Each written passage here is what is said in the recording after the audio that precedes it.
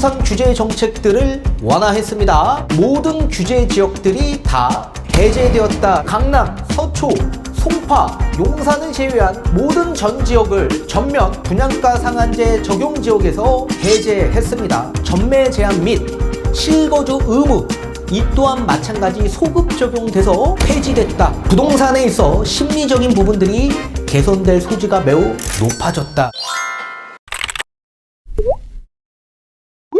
네, 안녕하세요. 반갑습니다. 이경민의 부동산 하이킥의 이경민입니다.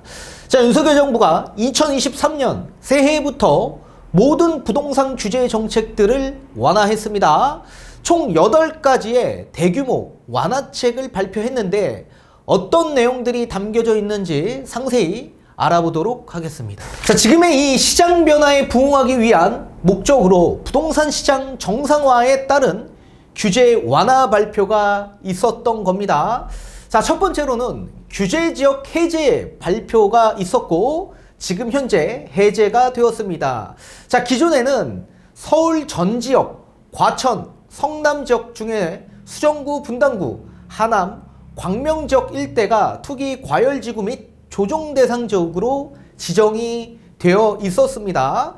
자, 그런데 서울의 강남, 서초, 송파, 용산을 제외한 전 지역을 투기 과열지구, 조정 대상 지역, 투기 지역에서 전면 해제했습니다. 자, 조치 계획으로서는 규제 지역 해제는 1월 5일 목요일 0시부터 효력이 발생되기 때문에 이제 모든 규제 지역들이 다 해제되었다라고 보시면 좋을 것 같습니다. 또 두 번째, 민간 택지에 따른 분양가 상한제 적용 지역을 해제했습니다. 자, 기존에는 서울 18개 구 309개 동, 과천과 하남, 광명시의 13개 동이 분양가 상한제 지역으로 지정된 바 있었습니다. 자, 그런데 서울, 강남, 서초, 송파, 용산을 제외한 모든 전 지역을 전면 분양가 상한제 적용 지역에서 해제했습니다. 최근 주택시장 상황과 분양가 상한제 적용으로 인한 실수요자들의 불편등을 고려해서 해제하기로 하였습니다. 자, 분양가 상한제 적용되는 주택은 전매 제한 강화와 실거주 의무 등 계속적으로 부과가 된다. 자, 그렇다면 분양가 상한제 적용되는 주택은 강남 3구와 용산 지역이 될 수 있겠죠. 자, 그리고 아울러 민간 택지 분양가 상한제 지역과 상관없이 의무적으로 분양가 상한제가 적용되는 도심 복합사업, 주거재생 혁신지구 사업 이런 지역도 분양가 상한제 적용을 배제할 계획이라고 합니다. 자, 도심복합사업과 주거재생혁신지구 재생사업은 이 2021년 2월 4일 문재인 정부에서 2사 공급대책 발표에 따라서 도심복합사업은 역세권, 중공업지역, 그리고 노후 저층주거지, 그리고 주거재생혁신지구 사업은 공공재개발, 공공재건축 사업을 뜻하는 겁니다. 따라서 공공이 추진하고 있는 지역 일대에 이 분양가 상한제가 적용이 되는데 이 지역도 마찬가지 배제하겠다라고 발표를 했습니다.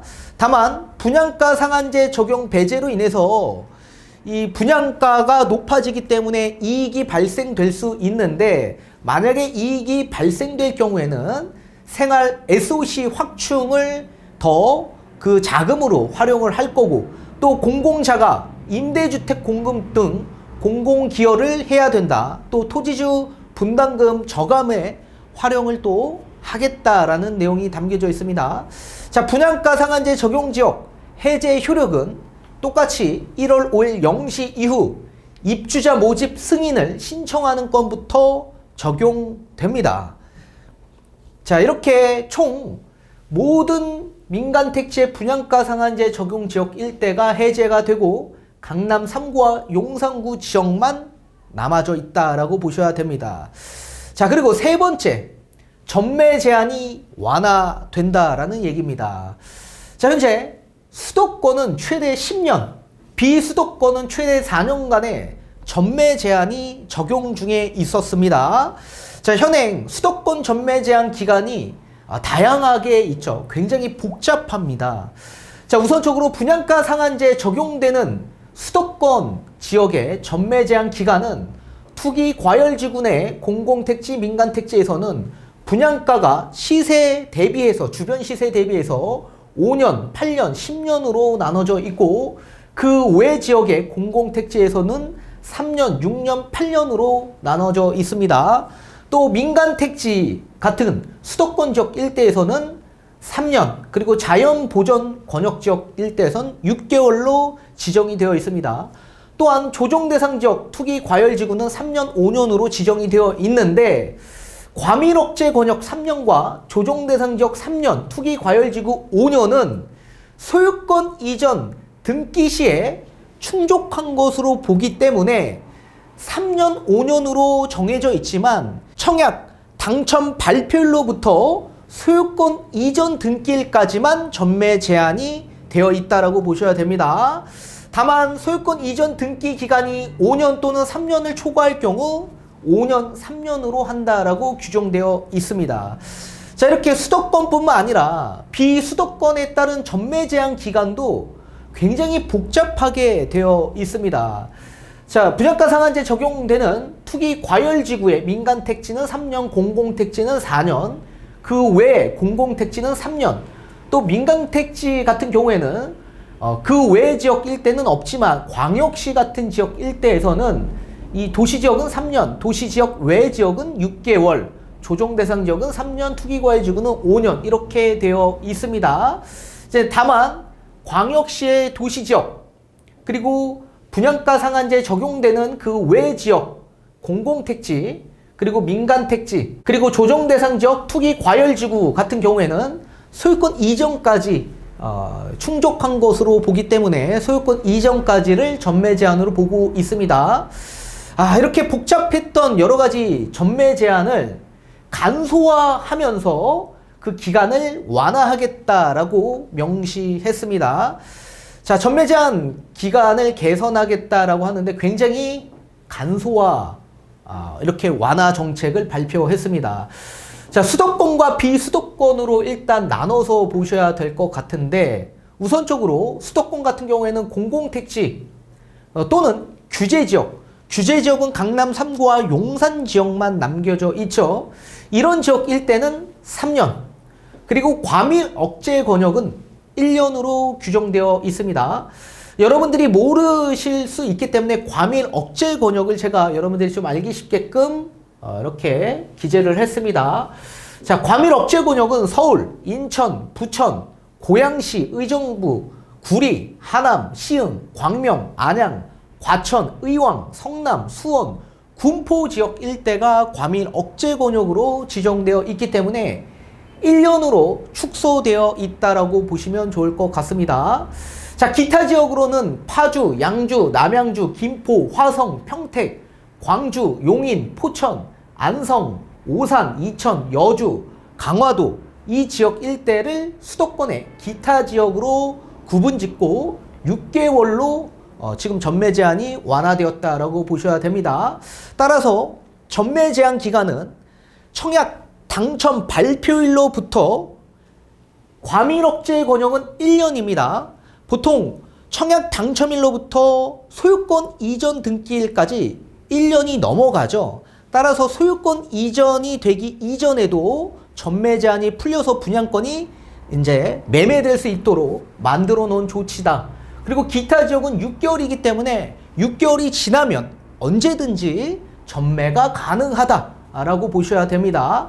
다만 공공택지와 규제지역 같은 경우에는 3년으로 지칭을 했지만 명목상 3년이지 소유권 이전 등기 시 3년으로 충족한 것으로 간주하기 때문에 청약 당첨 발표일로부터 소유권 이전 등기일까지 전매 제한이 기존대로 똑같이 적용된다라고 보시면 좋을 것 같습니다.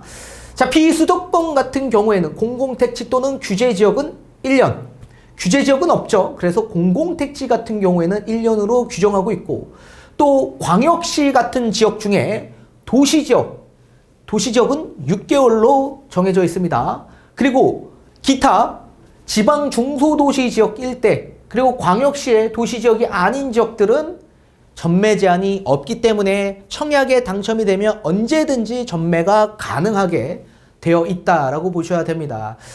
자, 이렇게 즉시 개정에 주택법 시행령을 개정해서 착수할 예정이라고 이렇게 명시되어 있고요. 시행령 개정 이전에 만약에 분양을 받았다라고 하더라도 전매 제한 기간이 남아있는 경우에는 소급 적용된다라고 보시면 좋을 것 같습니다.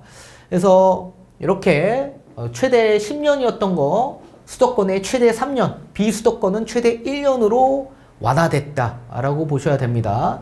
자, 그리고 세 번째, 수도권 분양가 상한제 주택 실거주 의무가 폐지되었습니다. 자, 기존에 수도권 분양가 상한제 주택에 실거주 의무가 있었습니다. 입주 가능일로부터 최소 2년에서 최대 5년간 해당 주택에 거주를 필수적으로 해야만 하는 규제 정책이었습니다. 이렇게 보면 수도권 분양가 상한제 공공택지 같은 경우에는 3년에서 5년, 민간택지 같은 경우에는 2년에서 3년, 또 민간택지 분양가 상한제 적용 지역 내 공공재개발 사업 주택은 2년으로 거주 의무 기간이 신설이 되어 있었던 게 있었습니다. 자, 그런데 거주 이전을 제약하면서 국민 불편을 초래하고 수요가 많은 신축 임대 공급을 위축시킨다라는 지적 등이 계속적으로 제기되어 왔기 때문에 실거주 의무를 폐지하겠다라고 발표를 한 겁니다. 이 또한 마찬가지 주택법 개정 사항으로 법 개정 이전에 실거주 의무가 기부과된 경우에도 소급 적용하겠다라고 명시되어 있습니다. 따라서 실거주 의무가 이제 없어졌다, 폐지됐다라고 보셔야 됩니다. 자, 민간택지 분양가 상한제 지정이 해제된 지역에서는 해제 이후 분양되는 주택은 실거주 의무가 부과되지 않는다라고 명시되어 있죠. 자, 그리고 네 번째, 중도금 대출 보증 분양가 기준을 폐지하겠다라고 발표를 했습니다. 자, 기존에는 허그의 중도금 대출 보증 그 분양가 상한선이 기존에는 원래 9억이었는데 11월 달에 12억 원으로 상향 조정되었었습니다. 자, 그런데 그리고 또 인당 중도금 대출 보증 한도가 5억 원까지 가능했었습니다. 따라서 중도금이 5억 원을 넘는 경우에는 중도금 대출 자금 조달 자체가 어려움이 많았기 때문에 이 또한 마찬가지 개선하겠다. 그래서 분양가 상한 기준을 아예 폐지하겠다. 그렇다면 이제 폐지하게 되면 분양가에 관계없이 모든 분양 아파트에서는 중도금 대출이 가능하게 된다라고 보셔야 되고, 또 중도금 대출 보증 인당 한도도 폐지되기 때문에 여러 자금 조달하는 데 있어서 불편함이 초래되지 않을 거다, 그렇게 보시면 좋을 것 같습니다. 23년 1분기 내에 시행할 예정이다 라고 명시되어 있기 때문에 이제 조만간 시행될 수 있다라고 보셔야 됩니다. 그리고 다섯 번째, 특별 공급에 따른 분양가 이 기준을 폐지하겠다라고 발표를 했습니다. 자, 현재 투기 과열 지구내 분양가 9억 원 초과 주택 같은 경우에는 특별 공급이 제한되어 있습니다. 자, 그런데 특별 공급 배정을 제한하는 이 분양가 기준을 폐지하겠다라고 발표를 했습니다. 이 또한 주택공급 규칙 개정 사항을 통해 23년 2월까지 개정을 완료하고 시행 이후 입주자 모집 승인을 신청하는 경우부터 적용된다라고 보시면 좋을 것 같습니다. 자, 그리고 여섯 번째입니다. 1주택자 청약 당첨자 기존 주택 처분 의무가 폐지되었다라고 보시면 좋을 것 같습니다. 자, 현재 수도권 및 광역시 등에서 1주택자가 청약에 당첨된 경우에는 기존에 보유하고 있던 주택을 입주 가능일로부터 2년 이내에 처분해야만 했었습니다. 자, 보통은 민영주택 일반 공급 추천제에 있어서 1순위 물량은 무주택자한테 75%가 배정이 되고요. 나머지 25%는 무주택과 1주택자에게 공급이 됩니다. 따라서 1주택자도 청약에 도전할 수 있었죠. 자, 그런데 기존에 있던 주택은 처분하는 조건이었습니다. 자, 그런데 최근 거래 침체 등으로 인해 기존 주택의 처분이 어려워지면서 입주 등의 어려움이 계속적으로 발생하고 있기 때문에 기존 주택 처분 의무를 폐지하겠다라고 밝힌 겁니다. 따라서 23년 2월 중에 이 또한 마찬가지 주택공급 규칙 개정 등을 통해서 완료할 거고 청약 시스템 정비를 거쳐 상반기 중에 시행할 예정이라고 합니다. 따라서 이제 1주택자도 청약하는 데 있어서 기존 주택을 처분하지 않아도 청약에 도전할 수 있고 2주택자가 될 수 있다라는 내용입니다. 그리고 일곱 번째, 무순위 청약 자격 요건을 완화하겠다라고 발표를 했습니다. 자, 현행 본 청약 이후에 당첨을 포기하거나 계약이 취소되는 등 미계약분이 발생되는 경우가 있는데, 그럴 경우에는 무순위 청약을 진행을 해야 되는데, 이 무순위 청약은 무주택자만 신청이 가능했었습니다. 근데 무주택이 아닌 주택을 소유하는 유주택자도 이제 무순위 청약 신청이 가능하도록 개선하겠다라고 했습니다. 이 또한 주택공급 규칙 개정 등을 통해 23년 2월에 개정 및 시행이 될 예정이다 라고 보셔야 됩니다. 제가 어제 직원직설 영상에서도 마찬가지 그렇게 답변을 해드리면서 이제는 투트랙 전략으로 가셔야 된다 그렇게 말씀을 드렸었죠. 완전히 완화된다라고 보셔야 됩니다. 또 마지막 8번째입니다. 허그의 PF 대출 보증을 확대하겠다라고 발표를 했습니다. 자, 현재 금리 상승과 부동산 경기 침체에 따른 건설사들의 자금 조달이 굉장히 어려움에 많이 봉착되어 있습니다. 이 PF 대출 보증 등을 통해 유동성을 지원하고 있는데 이 지원을 확대하겠다라고 발표를 한 겁니다. 건설사의 자금 조달 리스크를 최소화하고 주택 공급이 차질 없이 이루어질 수 있도록 사업 단계별로 허그의 PF 대출 보증을 신설하면서 확대하겠다. 착공 전에는 브릿지론에서 본 PF 대출로 원활하게 넘어갈 수 있도록 PF 대출 보증 공급 규모를 확대해 주겠다라고 명시되어 있습니다. 자, 브릿지론 같은 경우에는 보통 시행사가 보통 이제 사업을 추진하는 데 있어서 뭐 현금 확보가 거의 없기 때문에 대출을 이용을 하죠. 그래서 브릿지론 대출을 받아서 토지 매입을 하거나 또는 계약금을 마련하는 방안으로 브릿지론 대출을 받게 됩니다. 그런데 이제 브릿지론에서 본격적으로 이제 시공사가 공사를 진행하는 데 있어서 또 대출을 이용을 해서 이 공사비를 충족해 줘야 되는데, 대출을 받기 위해서 이제 PF 대출로 이어져야 되는데 PF 대출이 지금 현재 나오지 않는 단계에 접어들었다라고 보셔야 됩니다. 워낙 지금 사업에 대한 리스크가 많이 발생이 되기 때문에 그렇죠. 미분양이 계속적으로 적체되고 있는 상황이고 또 여러 이 건설사들의 도산 위기들이 봉착되어 있는 상황이기 때문에 지금 대주단 꾸리기가 굉장히 어렵습니다. 그래서 지금 증권사들이 여러 보험사나 은행권에 이 대주단들을 꾸려줘야 되는데 이 대주단이 꾸리기가 굉장히 어렵다. 따라서 PF 대출 받기가 굉장히 어렵기 때문에 이 PF 대출을 받아서 브릿지론을 상환해줘야 되는데 이게 되지 않는다. 그래서 리파이낸싱이 진행이 되죠. 조달한 자금을 상환을 해야 되는데 다시 새로운 자금을 조달을 해서 상환하는 방식, 이런 차환 방식을 진행을 합니다. 그런데 이제 금리가 또 워낙 높다 보니까 이 시공사에 대한 그리고 시행사에 대한 여러 가지 이 도산 위기들이 많이 발생이 되는 겁니다. 또 여러 가지 금리에 따른 부담감이 있죠. 그래서 이걸 원활하게 진행될 수 있도록 허그에서 보증을 해주겠다라는 내용입니다. 허그가 보증을 해준다면 대주단이 이제 당연히 잘 꾸려지고 허그에서 보증을 해주면 당연히 PF 대출이 잘 지원이 될 수 있다라고 보셔야 됩니다. 아무튼 이런 방식으로 진행을 한다. 그리고 착공 이후에는 만기가 짧아 자금 조달 리스크가 큰 PF, ABCP 등을 만기가 긴 대출로 대안할 수 있도록 보증 상품을 신설하고 지금 신청 접수도 시작했다라고 합니다.